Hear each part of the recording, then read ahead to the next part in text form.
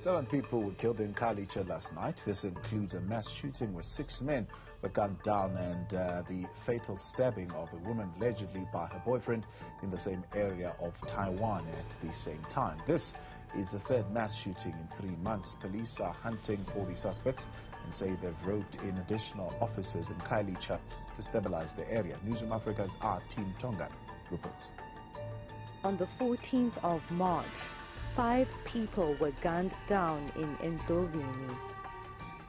In less than a week later, 6 other people were killed in another mass shooting in Nkanini. Last night's incident, which left 6 people dead, was the 3rd mass shooting in 3 months in Khayelitsha alone. Cape Town is living through rolling mass shootings. Homes, streets, taxi ranks, and taverns turned into crime scenes. Families bury loved ones while the same patterns repeat. Hit squads, rapid gunfire, and silence. Tonight, we map the killings, honor victims, and follow the money to the networks driving them.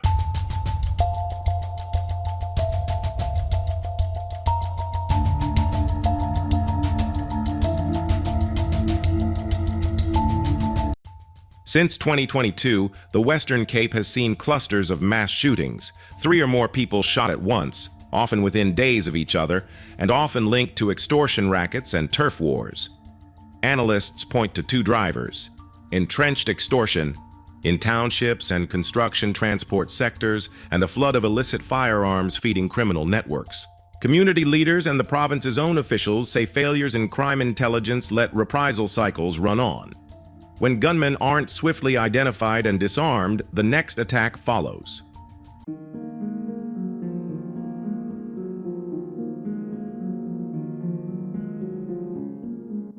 March 8, 2020, Site B. 7 people were killed and 7 wounded at a tavern during a birthday gathering.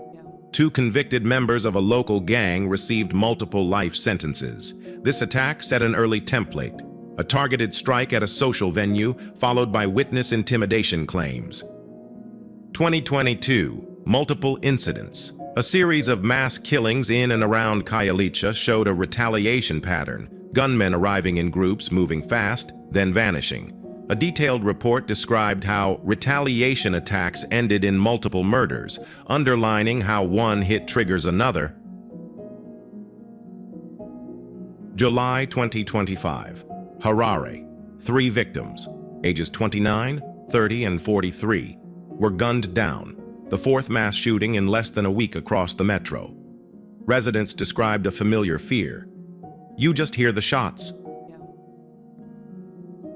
2nd November 2020, 8 people, men and women aged roughly between 30 and 50, were killed.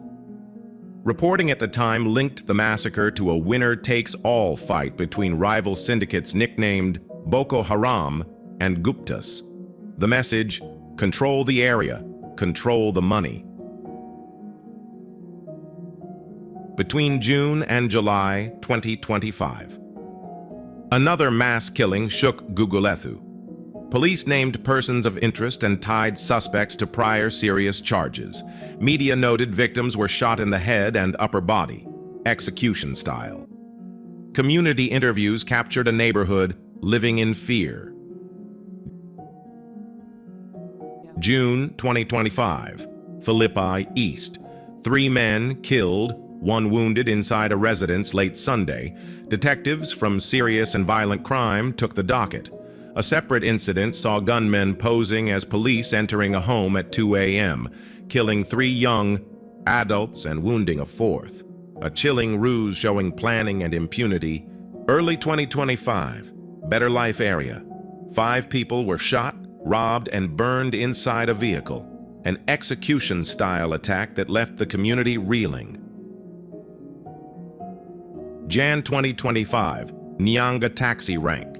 1 killed, 7 wounded at the rank, with investigators and commentators pointing to taxi violence links, showing how public transport power struggles overlap the broader mass shooting trend. Late 2024, 7 killed in a single residence in Bishop Lavis, again demonstrating clustered high-casualty shootings around Cape Town's northern eastern corridors.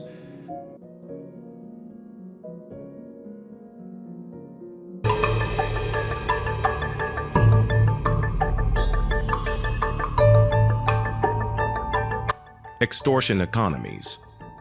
In Khayelitsha, Gugulethu, and across the Cape Flats, businesses, from spaza shops and taverns to construction sites and taxi routes, are systematically taxed by syndicates. Refusal can bring arson, assault, or a mass shooting designed to terrify a whole block. Researchers map direct links between township extortion and the construction mafia and transport rackets. The same networks often diversify into drugs, armed robbery, and gun running. Illicit firearms. A sustained inflow of illegal guns and ammo has supercharged the casualty counts.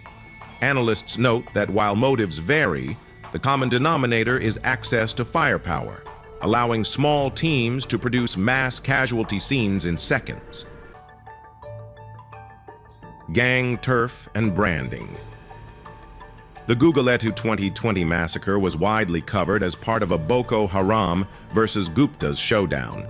Names used locally for extortionist groupings asserting control via spectacular violence.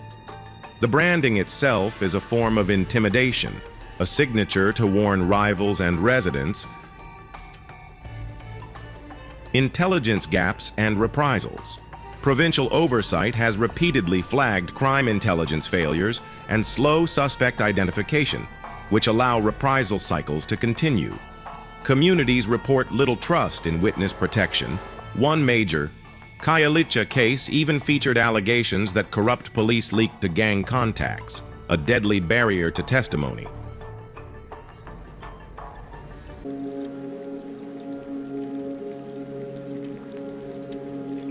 The statistics hide ordinary lives.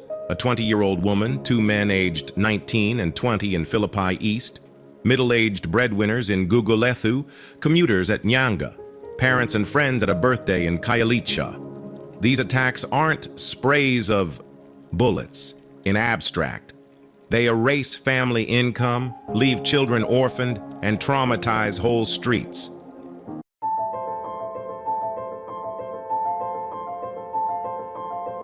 Police have launched periodic crackdowns and arrests tied to extortion and construction mafia cases, while serious and violent crime units chase dockets from Philippi to Gugulethu. But experts say without sustained intelligence-led operations, to break extortion networks and cut gun flows, the cycle restarts with the next pay-up demand.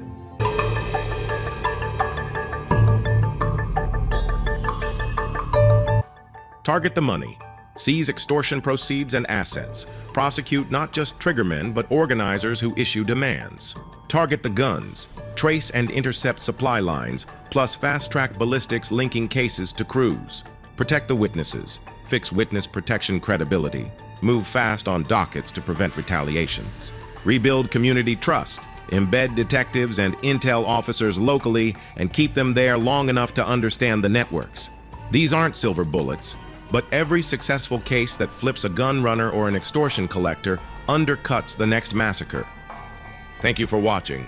Please like and subscribe.